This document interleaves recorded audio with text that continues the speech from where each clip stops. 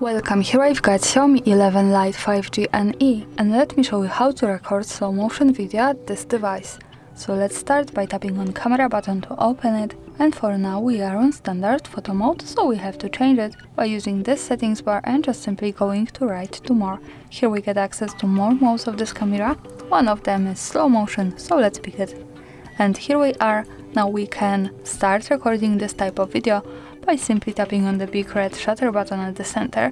We can go also to right corner button, so we can get access to more options about slow motion. We can manage, for example, 2 qualities and 3 speeds of our slow motion, so you can stay on whatever you need. Now let me keep it like that, for example, and let me start recording to show you how it works.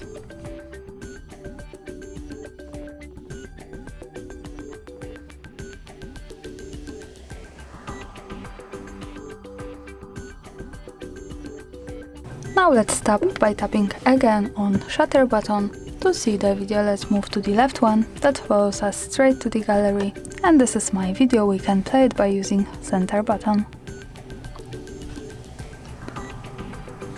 And this is how the slow motion video looks like at this device. Thanks for watching, subscribe our channel and leave the thumbs up.